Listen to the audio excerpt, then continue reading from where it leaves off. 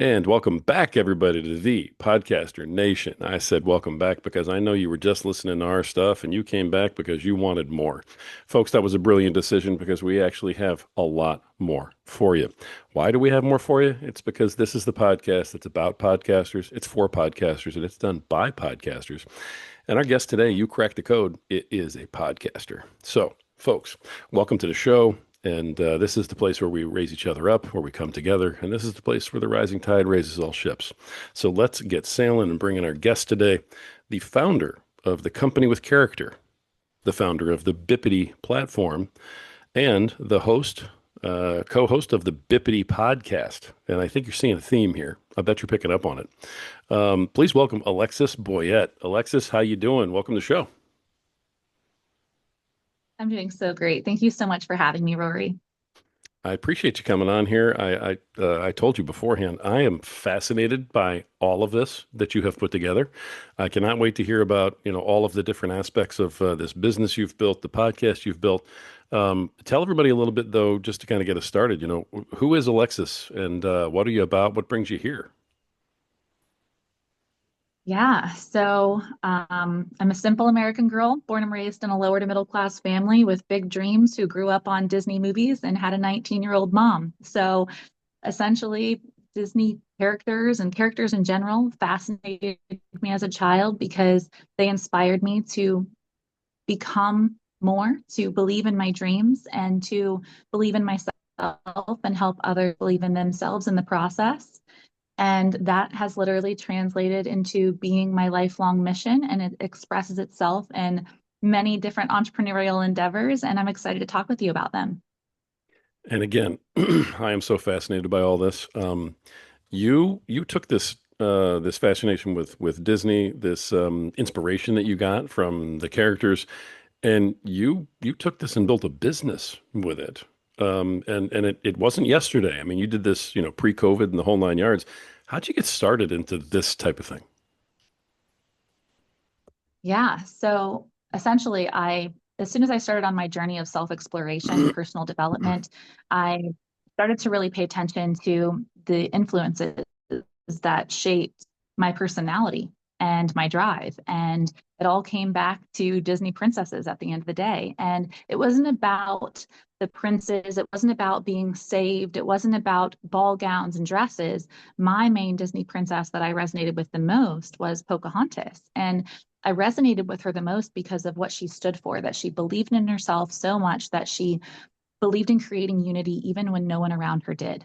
And she's one of the only princesses who's actually real. And so when I grew up, I went on to study her and realized Matuaka was a princess, a chief daughter in England.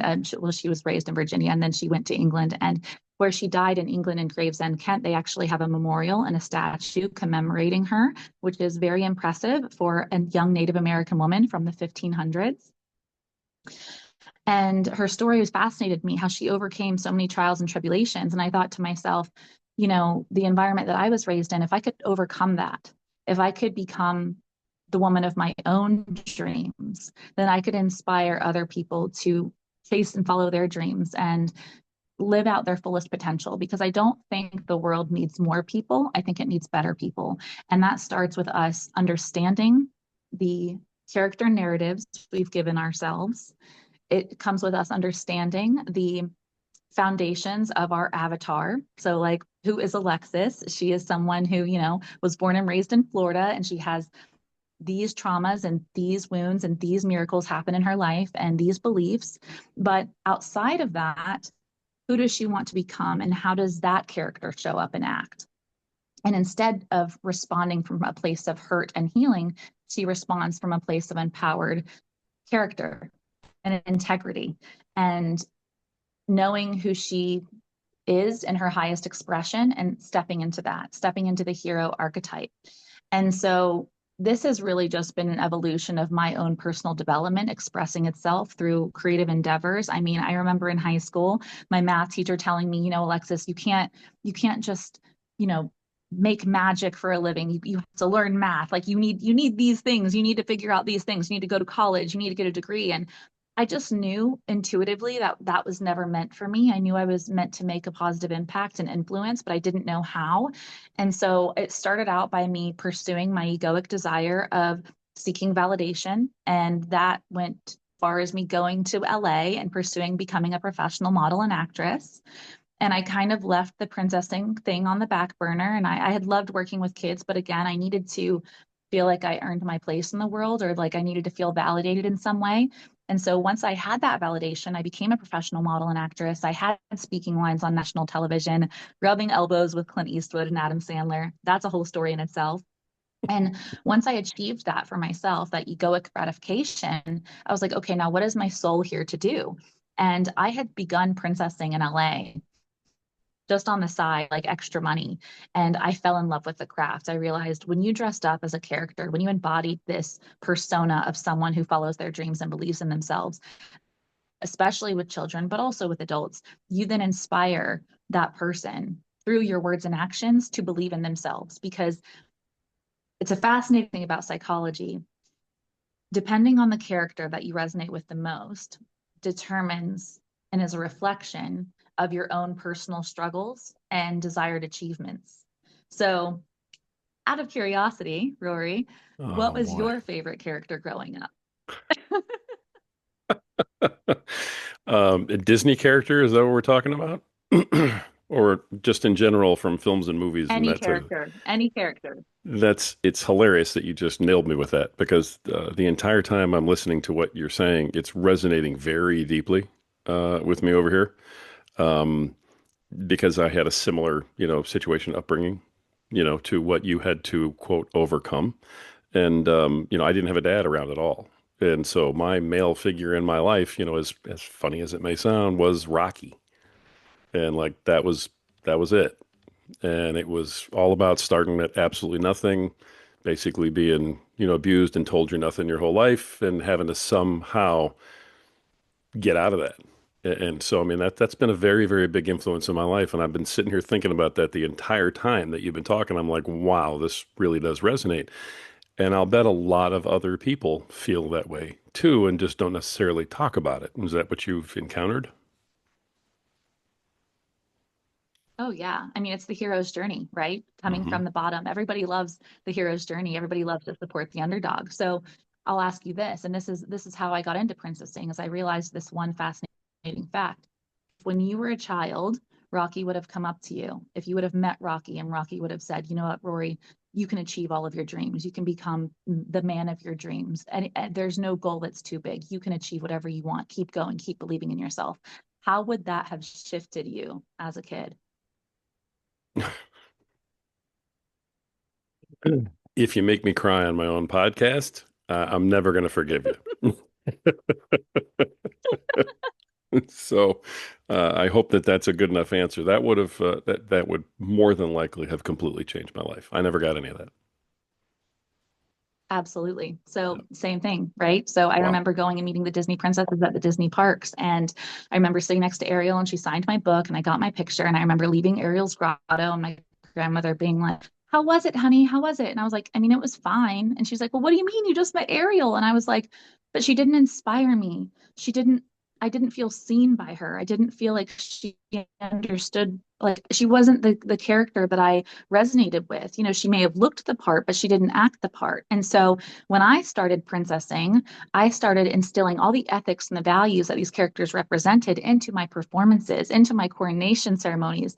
I would have these boys, girls acknowledge the ethics and values that that character represents, and then I would have them promise to uphold those ethics and values. And I had so many ceremonies where I just welled up, and the parents were crying, the kids were crying, and the kids were really present. They were really in the moment, but the impact went even bigger than that because the parents were resonating with it and they were like, oh my gosh, I feel seen, I feel valued, I feel heard. And I realized that characters have such deeper symbolism than that. So while yes, I went on to owning a nationwide company, which is really funny because in the princess party industry, you know, being a singer is like the biggest and most important thing. And I'm not a singer at all. I specialized in pep talks. And that ended up skyrocketing my business. I ended up selling it after COVID because I decided to be the change that I wish to see, because many people don't know this, but the princess party industry, I do think that we need to veer away from using Disney IP for birthday parties and corporate events. And there's so much creativity involved that I want to inspire the next generation of character entertainers to create their own iconic characters in their own communities and to create symbolism for their communities specifically. And so that's what we inspire through the Bippety platform. But many people don't know this. The princess party industry is very toxic. Like there's a lot of bullying, there's a lot of hate, and in an industry that you would think is so magical and so endearing and so ethical because we teach these children these values, the business to business owner situation is not the same thing. So I wanted to create the change I wish to see. When I started out, there were no resources, there was no community, there was no education for anybody involved in character entertainment. Anything from mascots to superheroes to princesses to wizards to fairies, nothing. Okay. And so I was like, I'm going to create this because there needs to be unity. There needs to be a global understanding that we are not just embodying these characters physically, but we are embodying them ethically, because this is the impact that matters. And so the Bibbidi platform's been around for 4 years now, and that's what we do. We specialize in not only teaching people business skills, but teaching people how to embody these characters in an ethical way that creates massive impact. Now, I saw on your website when you were talking about businesses, you said, we are not your entertainment company, we're your moral partner. And it sounds like you're starting to talk about that. So, how do you go about making that change, especially at a corporate level, where I mean that is so heavily regulated to begin with? That's the first question. I mean, there's probably 50 Yeah, questions so that came out of that last paragraph. So, yeah, I'm a talker. I'm a I talker. love it. I love it. Yeah. So specifically in the corporate realm, obviously I've never worked in the corporate realm. I've always been chasing my dreams, and that never involved getting a corporate position. But I have known a lot of people who have been in the corporate realm. And what I've noticed is people who are working in corporate are the most disconnected from their inner children because there is no creativity. It's very much just day-to-day life, like playing an NPC character. You know what I mean?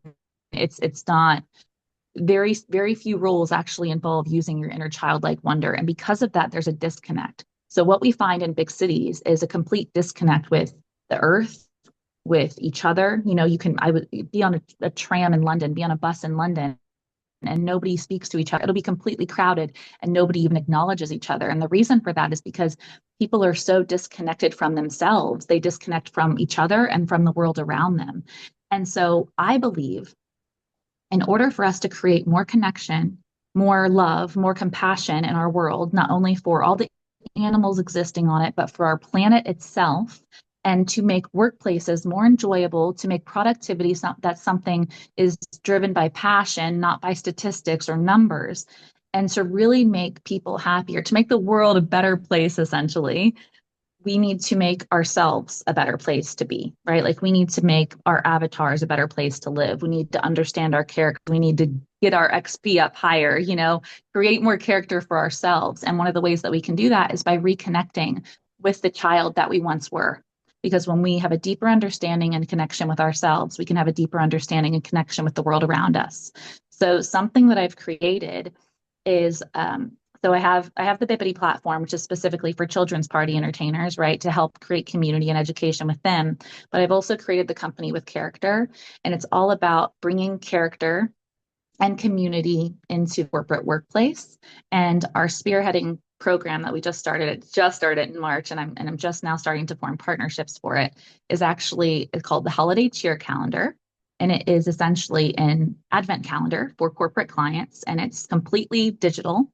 And I have a Santa. He's Santa Stewart. He's not AI. He's incredible. He's from Texas, and his story about why he got started as Santa is so empowering. And he's asked me to be a little bit more private with it because it's so close to his heart about why he started Santaing. But he's like 31 years old, and his Santa is phenomenal. It's out of this world. And he's also a professional video editor.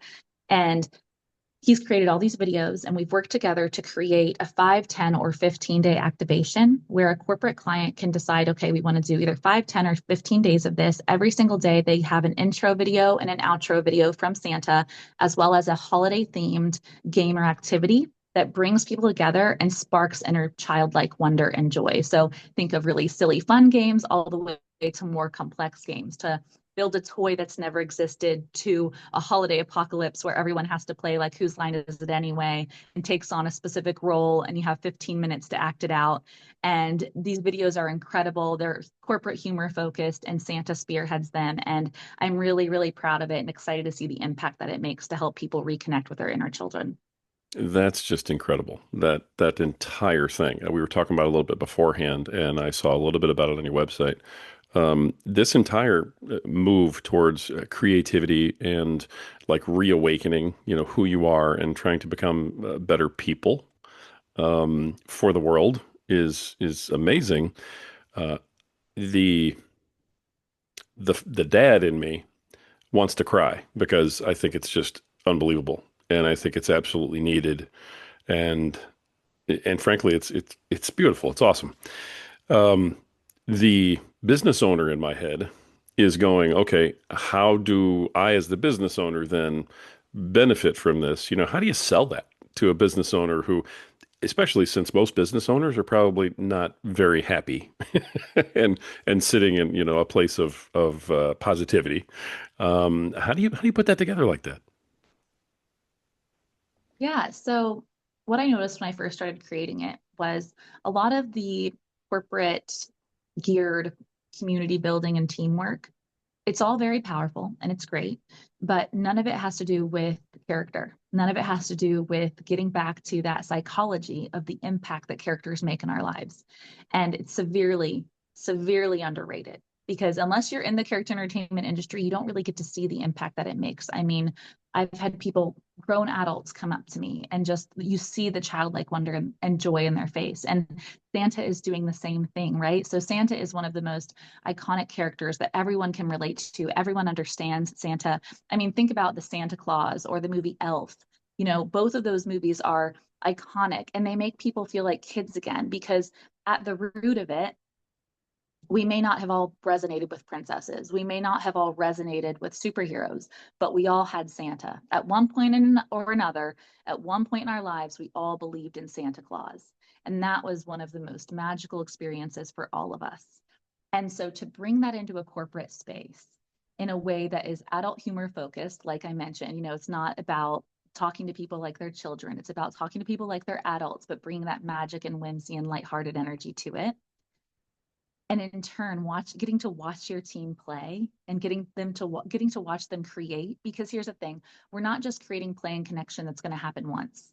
Like one of our activities is to create your own holiday mascot, and again, the videos are incredible. You have to check them out on LinkedIn. We have so many teasers that show little snippets and previews of Santa. But one of the ones is, me and my team actually practiced it before we created all these activities, was to create your own holiday mascot.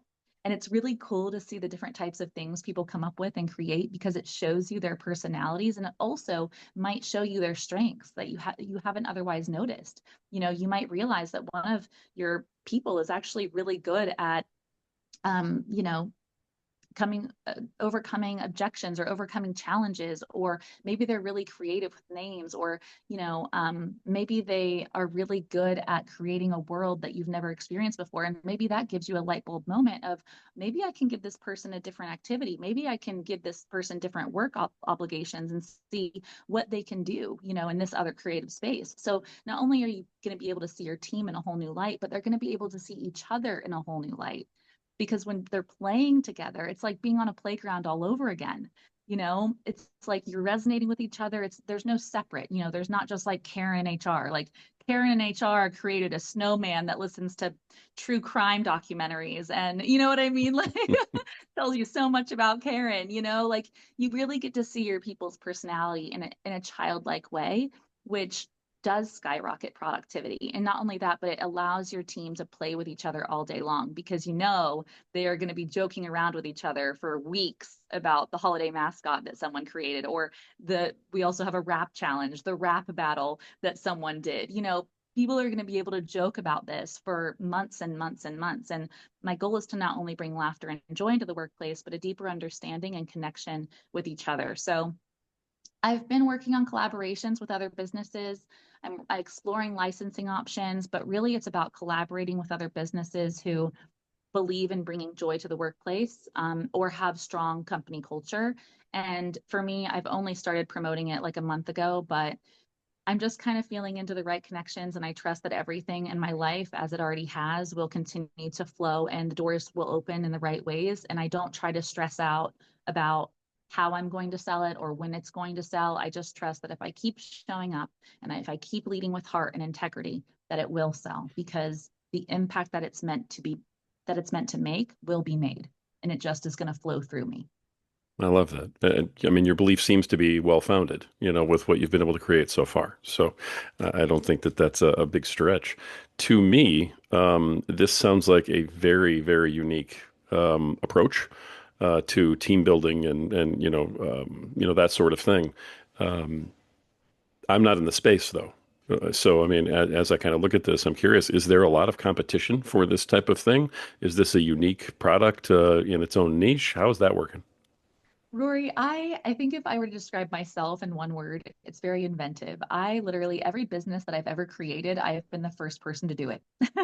I, from creating a shoe brand at 23 and designing the world's first comfortable blister resistant high heel, to and funding it on Kickstarter, that's a whole story in itself, to creating the world's first business and personal development platform for character entertainers, something that nobody had ever heard of, being a princess business coach, to creating an advent calendar for corporate clients. It doesn't exist. It's the first thing of its kind. It's the first time someone has incorporated characters into corporate morale.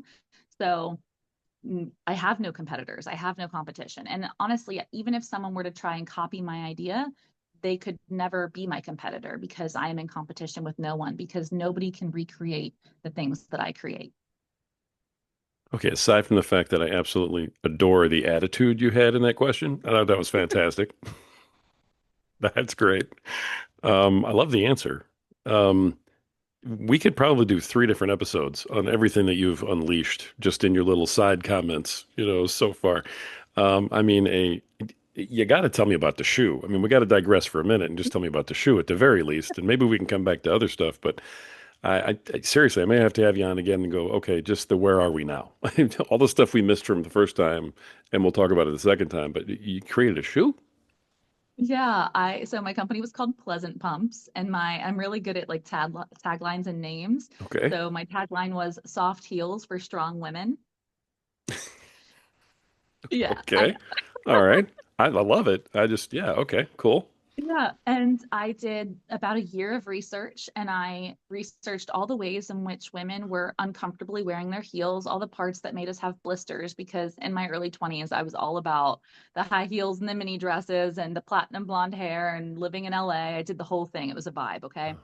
And I realized working on set, I was like, at the time it was 2013, and I was like, how do we have smartwatches and yet we still don't have comfortable high heels? Like, what is this? And so I never wanted to work in the fashion industry, but I wanted to create something that would help the world be a better place, which was at my time, my 23-year-old mentality was comfortable high heels. So I remember doing like a year of research. I remember cutting up all of my heels, and I ended up using a neoprene in the insole of the shoe, which is, if you don't know what neoprene is, it is the wetsuit material, Okay. which is it's foamy, but it doesn't lose its shape. So I used that in the insole, and then I got cotton heel grips, and I actually made them permanent in the back of the shoe. I used a pigskin lining, and I ended up sourcing in the United States and building them here, but the cost was too high. Like it was running me $250 a pair just to create one pair of shoes in the United States. Wow. Yeah. Um, and it was really difficult. So my first line, it sold out pretty well, but I broke even, which is pretty good for a first time in business. But keep in mind, I'm the first business owner, I'm the first entrepreneur in my family. Okay. So I didn't know what the heck I was doing. I had no idea what I was doing. I remember just filming a video on Kickstarter and being like, okay, this is what we're doing, I guess. And I ended up raising like $30,000 for it. And then I had to do another line of shoes because people were, they were wanting more. And I had to outsource because I was like, there's no way I can ever make a profit this way. So I outsourced to China. Well, when I did, creating the same quality components was more difficult. There was a language barrier, and I ended up doing flats. I ended up doing sandals. I ended up doing a bunch of different things. And I ended up drop shipping on Amazon. And it just wasn't what I initially wanted to do because I never wanted to be in the fashion industry. I just wanted to create a shoe that didn't exist. And once I realized, okay, I don't want to be in the fashion industry because the fashion industry, it takes a lot of money, a lot of capital to get up and going. Like Sure. fashion industry is hard and very difficult. I would not do it again. 10 out of 10 would not do again. But then I looked into patenting my shoe design and I realized that literally someone could take my patent and they could reduce the memory foam by a centimeter or a millimeter and they would not be in void of patent. And so I was like, okay, well, there's no way in heck that I'm going to pay all these hundreds of dollars to patent a shoe design when they could copy it so easily. And that was when I was like, okay, so shoes isn't my thing. Let's move to Hawaii and be a princess instead, which is exactly what I did. Wow. This sounds like one of those things where you create the shoe and you like go on Shark Tank and sell this whole thing to Damon Johns or something, and unload it into the fashion industry, that type of thing. You just stopped doing what you were doing with the shoe at some point because you were like, not for me. I just decided it was similar to when I was a model and actress in LA. I got my big break, and when the opportunity came and I was given the opportunity to be quote unquote the next Cameron Diaz, I realized that I had accomplished exactly what I had set out to accomplish and that I didn't need to go any further because something else was calling me. Because I've always kind of viewed my life as a stairway, right? And it's never been about any one specific creative endeavor. It's always been about the person I would become in the process of doing that creative endeavor. And then once I got that XP and once I became that person, I was like, okay, what's calling me now? What feels like it needs to be expressed through me now?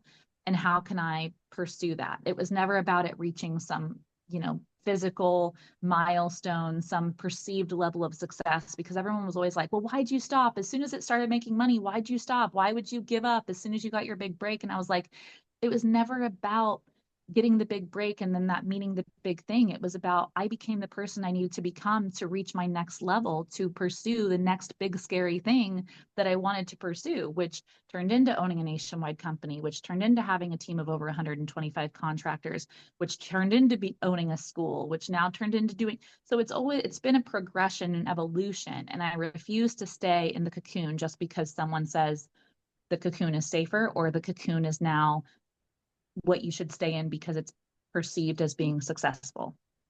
Nice. Okay, so again, you keep unleashing these things off to the side, like the school, and I'm just kind of like going, okay. So if I stay on task, just to get us through the podcast in a reasonable amount of time, um, I kind of need to stick with the sort of the purpose, behind all of this. Pardon me if I don't follow up on every single thing because, oh my goodness, you've done a ton of stuff. I mean, you've literally just been creating new stuff since I don't know, graduate high school. I really don't know. I mean, how far back does that Yeah. go? Yeah. High school. High school. Okay, great. So yeah, we'll just use that. So since high school, you've been just creating everything as you go and never stopping. Um, the one of the big pushes it seems like is coming through here is that you're very centered on empowering, other people, but in particular empowering women. Is that something Yeah. that really is kind of at the heart of what you're doing here? Because you help other folks, it looks like with other businesses besides being a princess and moving on and like the business that you do, you also help folks who are doing other creative businesses. I'm going to stop talking now and let you answer the question. Yeah. I have people come to me all the time asking me for different advice on different things because I have such a wide variety of expertise. I have so many XP and so many different things. So I'm always open to helping people with whatever it is they might need help with. My business school is specifically for character entertainers, and the company with character is specifically for corporate clients. So those are like my two big things right now, and we won't go into my children's books. That's another topic. But I, I, I all I right. got a very big book. I've got a very big book, but I believe that I can help whoever needs help because I will feel divinely guided to do so, and whatever needs to speak through me will be spoken. But I firmly believe I can help everyone and anyone, from animals to the planet to people. And I do so by becoming the best version of myself and allowing that light to radiate through me and express itself through my creative endeavors. So that will probably continue to change and morph and grow as I continue to experience life on planet Earth. But I don't really have any one specific person I help. I can help anyone and everyone and anything. It's just a matter of what's choosing to come through me at this point in time, which happens to be the school and the company with character. And that whole statement is unbelievably powerful. Where does that come from? I wish I knew. I believe that I've had it since birth. I know that I'm a cycle breaker, and similar to you, I've come in to heal not only my lineage, but myself. And in doing so, I heal everyone and anyone around me. And my businesses are then an expression of that healing. So yeah, I mean, I think that it comes through all of us. It's just a matter of us tapping into it. It's a matter of us getting past the narrative of the character that we tell ourselves that we are and understanding that we are not just the character, we are also player one. Clearly, you're a gamer also, since I mean your vocabulary is like absolute gamer, specific. Am I close? I'm a gamer, but also I believe that life is a game. And I believe that the cheat codes rely in understanding yourself and understanding the ways in which you can move through life, and that your only obstacles and limitations begin with an end, your character's perceived limitations. So I think that, yes, I view life as a game that's meant to be played and enjoyed. Nice. Okay, I love that. Nobody wants to live life as an NPC, so I think that's absolutely fantastic. All right. I would be absolutely remiss on this particular show if I didn't get to, I don't know, the podcast also, which you have out there, and we haven't even scratched yet. So, the Bippity podcast, that came from where? What's it about? Tell us about that. Yeah, so the Bippity podcast came as me wanting to bring character entertainers onto a podcast to discuss their journeys because I knew that I wasn't the only person in the world who felt the way that I felt about character entertainment and characters as a whole. And so it started out as me bringing people on to share their stories of how they got started in character entertainment and what it means for them to perform as characters. And it's progressed, it's changed over the past few years, and it's gone through a metamorphosis much like I have. It's ebbed and it's flowed, and now I have a co-host with me, Ashley. She's amazing, and that's its own story of when I sold my school last year and then bought it back, and because I got lost as an entrepreneur and started doubting myself and doubting my abilities because it happens to all of us. And then I found myself again. And what I got out of it was an incredible partner and co host. And she actually used to work at the Disney parks as Aurora. And she owns a character entertainment company in Ohio. And she does very well for herself. She supports her entire family of five using her character entertainment company. And together, we now basically run the school and run the podcast. And so the podcast is our place to connect and collaborate, but also to bring on other magic makers who want to share their story. Nice, nice.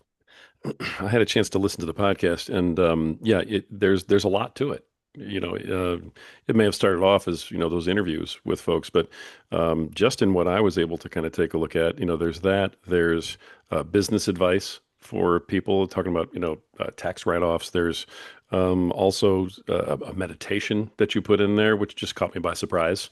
I was looking at this, I'm like, what is this? So the podcast seems like it is kind of like you have said earlier, all about helping somebody with whatever they might need. So it's offering a lot to a lot of people, it seems like.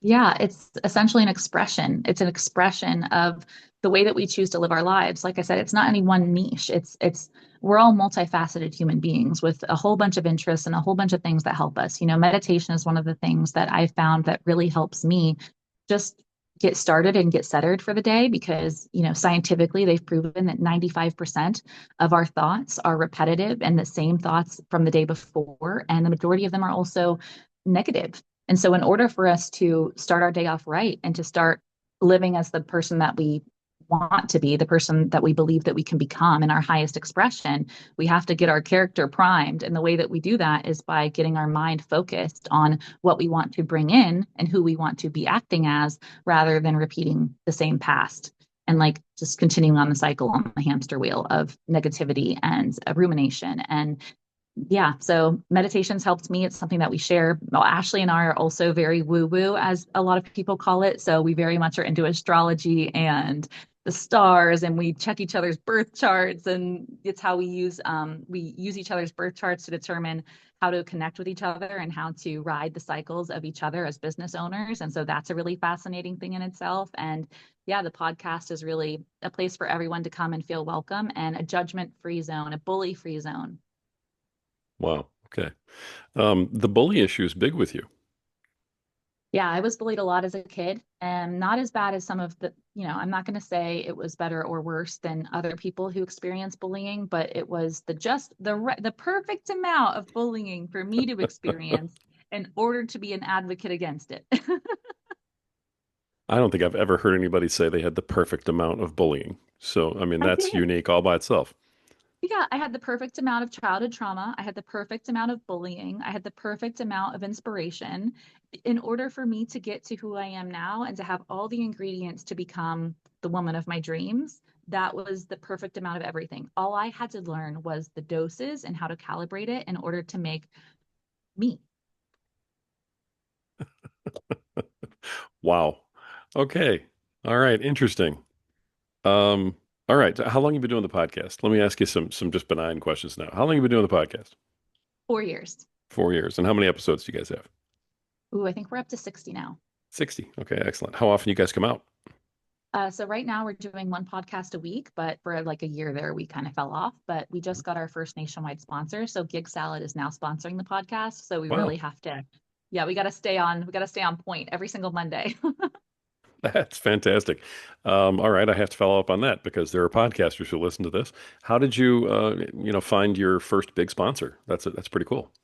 Yeah, so Gig Salad is a company that I've been working with. Obviously, they are the nation's biggest event booking platform, one of them. And I started working with them like 5 years ago, probably pre-COVID, when I originally wanted to start creating this unity in the industry. And I met with Megan at Gig Salad and I told her about it. And she was like, oh, yeah, maybe we can work together. And I spent years trying to get them to somehow support Bippety in some way, especially in the months where I was struggling to put groceries on the table and struggling to pay my bills. I remember just like reaching out of desperation and being like, please, like, I know you guys see all these good reviews and like, I know you want to support me, like, please. And they were like, no, not the right time. No, not the right time. And finally, this year, I stopped begging. I stopped thinking that other people were responsible for my success. And I was like, no, you know what? I have something incredible to offer. And if it's the right fit for them, they're going to want it. And if not, that's fine. Somebody else will want it. So I approached them about it and I said, hey, the podcast is doing really well. These are all the things that we're working on. This is the direction that we're moving in. We would love it if you guys were a part of it. If you feel like we're aligned, we would love that. And keep in mind, I've been working on this for many years. And finally, she was like, absolutely. We are on board with everything that you're creating, and we want to work with you, and we want to sponsor your platform. And we also want to potentially work on an expo with you. So they are our biggest partners right now. And honestly, I think the trick is just never giving up and trusting that everything will come into your life at the right timing, because your character needs to reach a specific level of XP and experience in order to call in the partnerships that will help elevate you. And there is no amount of rushing that can be done in order for you to get there.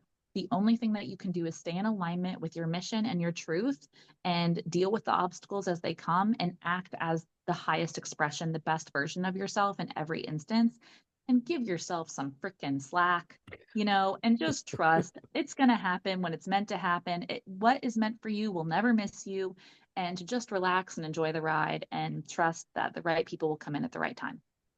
I mean, that's almost a mic drop moment right there, where you just say that and hit end and walk off. So I love that. That was beautiful. Um, My goodness. I love the story about the sponsor, because so many people who are trying to figure out, well, how do I get a sponsor? How do I monetize? How do I do these things? One of the biggest keys is what you just said. You have to recognize that you have value, that a podcast has value. And if you walk out and you're begging for it and you're acting like you don't, then that's how you're going to be treated. And you just flip the script on everything and said, look, I have value. If you don't want to come along, fine. I'll get somebody else. That attitude is huge. So did you have a Yeah. revelation that said, hey, I'm going to go approach it this way? Or was it just something that caught you in the moment? Oh, Rory, I had a breakup. I had a breakup. If we're gonna get real and vulnerable here, I had a breakup. The worst heartbreak of my life, where I was convinced that this person was my soulmate. They were my happily ever after. They were my Prince Charming, and that this person was gonna be the person that was gonna build all my dreams with me and gonna make this big, beautiful life and be my sidekick, and they weren't.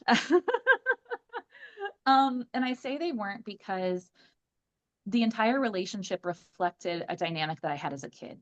And this is what I realized is I had attracted a relationship that was reflecting back how I felt like my needs weren't met emotionally as a kid. And this partner was not emotionally meeting my needs. And it's not to say anything negative about them, not at all, because they were exactly who they needed to be in my life in order for me to learn the lesson that I needed to learn. So, what I learned in that lesson was I was choosing someone who wasn't choosing me. I was trying to convince someone of my worth and my value and to see me and love me and appreciate me because there was a part of me that was still not seeing, loving, and appreciating myself. And that relationship was reflecting it back to me like, hey, look, you need to heal this. You need to heal this. And as soon as I went through that breakup, I saw it. I saw the pattern finally for what it was. I saw the little girl version of me, the little Alexis that needed to feel safe and loved and supported. And I said, you know what? I'm going to take care of her now. I'm going to reparent her now. I'm going to be the love that she never received from these other people, and I'm going to be that sidekick. I'm going to be that soulmate for her because she deserves it. And as soon as I flipped the script and said, you know what, I'm no longer waiting for anybody to come in and save me. I'm no longer waiting for anybody to come in and be my person or to choose me or to accept me because I choose and accept myself. When I made that decision, everything shifted. And if it wasn't for that severe heartbreak of reflecting back to me the biggest wound that I had that I needed to heal, I never would be sitting here with you today being able to have this discussion as the woman that I am now.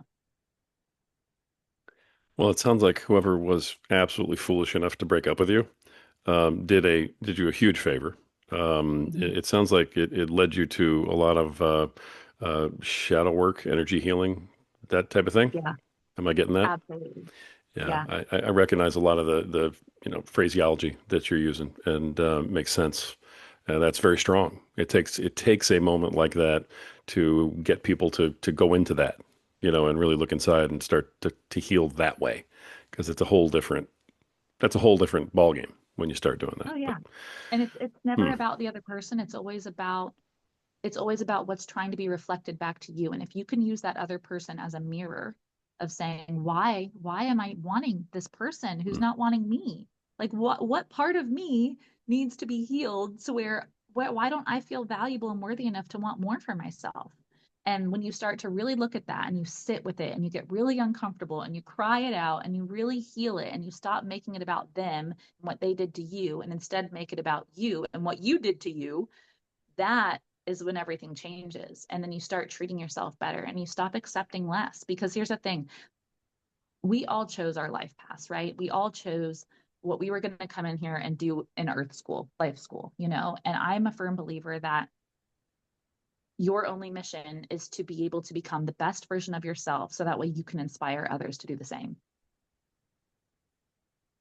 Love that. Okay, perfect. It sounds a little bit like I always ask people how they utilize their podcasts and like what purpose the podcast has served for you. Has the podcast been kind of an anchor for you as just like a thing that is always going on, that you always come back to, that you always have to kind of keep going? It's almost a gauge as to what's happening in the rest of life in So some yeah, way. so it's definitely a narration of my life, but it's also it was a way for me to achieve confidence because I feel like using my voice was something that I was always hesitant about because I couldn't really use it as a kid without like, receiving criticism or not being heard. So when I got older, I was like, okay, well, maybe people just want to look at me because I'm pretty and maybe my voice doesn't hold any merit, you know? And so when I started the podcast, like I had people reaching out to me and they were like, oh, I listened to your podcast on the way to work. And I'm like, oh my gosh, you actually listened to it? I'm like, because I don't listen to it. Like I'll edit it and then I'll post it and I'll never listen to it again. And people were like, oh yeah, I love your podcast. And like I had people posting selfies at the gym, listening to the Bippety podcast and all this stuff. And or like, hey, I heard about you from your podcast, or what you talked about on your podcast really resonated with me. And I was just like so flabbergasted that people were listening to my voice and listening to what I had to say. It was like reassurance and validation that my voice had impact and carried.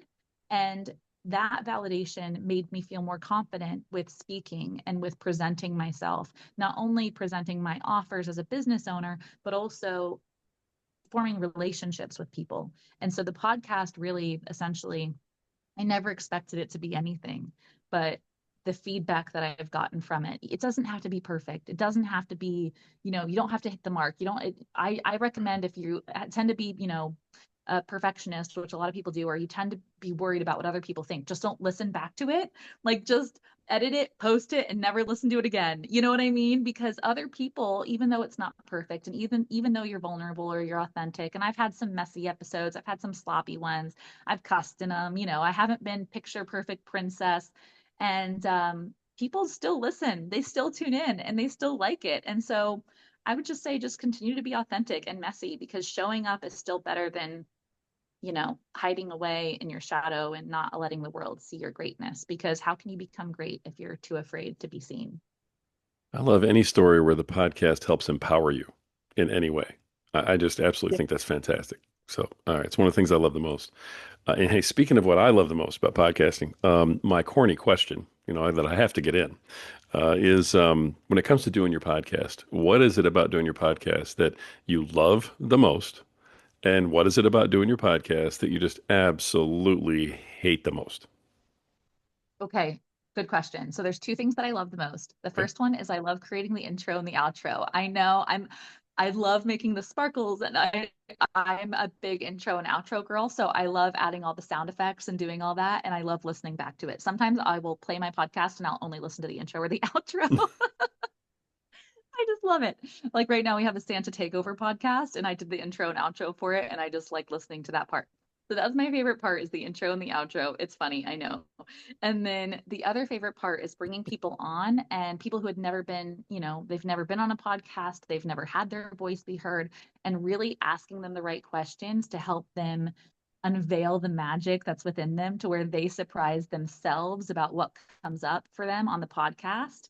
And then them feeling so proud of themselves for sharing their voice in that way and expressing their creativity and their passion.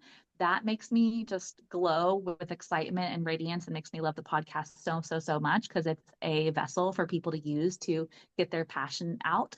Um, and the part that I don't like is the editing. I just sometimes, and this is what I mean, like sometimes I will be editing a podcast, but because I don't like listening back to it, I'll be editing it and I'll like miss things. And other people will be like, oh, did you notice like you messed up on that one podcast? I'm like, oh, now I have to go edit it at like the 45-minute marker, or like the cat meowed, or like the trash truck drove by, or I coughed. Like my last podcast, I choked on my drink that I was drinking, and I didn't even cut it out. So like if you listen to it, I think it's gonna air in a couple weeks. But I totally like just start coughing, and the girl's like, "Oh my God, are you okay?" Like, and it was so funny, but I just didn't even edit it out because I couldn't be bothered. I couldn't be bothered. I was like, "Nah, it's fine, and it's Good for fine." you.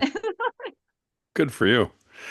I've been doing this so long, I actually reached a point where I said, I'm done editing. I'm Yeah, just done. I mean, if a cat crawls in somebody's head, if we choke on a drink, you know what? I just keep going. That's yeah, life. I don't it's bother. authentic. I really don't Yeah, bother. So, and I yeah, think, but I've said that for so long. I don't get the comments anymore because people just know when they're listening to my stuff, any of my podcasts, they're like, Rory doesn't edit. We get all kinds of weird stuff. yeah. So, It's a nice little surprise. It's a nice little. It's like in movies where they do spit takes, but like they're not edited out. right. Oh my goodness. All right. Okay. I could talk to you forever, like I said, because there's aspects of your life we haven't even touched on that I think people would just be fascinated by. But I have to wrap it up for the sake of time, and I love everything you brought here today. You've given a ton of advice along the way, too. And so I don't always, have that happen. My last question usually is about what kind of advice do you have for podcasters who are not quite where you are in, their podcasting journey. So I guess the way I'll put it to you is if you want to double down on some advice you already gave and say, hey, this really is, really important, or if you have some new stuff you want to throw out too, wherever you want to go with that question, it's all yours. Go for it. My biggest piece of advice would be to feel the fear and do it the hell anyway. Nice. Nice. A little edgy Because from the princess right there at the end. oh yeah, no, I'm also very edgy. I come from a family of bikers. That's a whole story in itself. But yeah, I'm a multifaceted princess. Okay. You gonna drop that on me Um, on the way out? Yeah, yes, I am. Just leave you wanting more. I'm just a book that keeps unfolding, new pages, new surprise Yeah, twists, plots. You don't even know. But yeah, feel the fear and push the hell forward anyway, because here's the thing. Anytime you're leaving your comfort zone, it's gonna be scary. You're gonna be scared, it's gonna be frightening, you're gonna feel like so much anxiety. Oh, maybe I shouldn't do it, so much doubt. Just do it anyway. Just do it anyway, because here's the thing.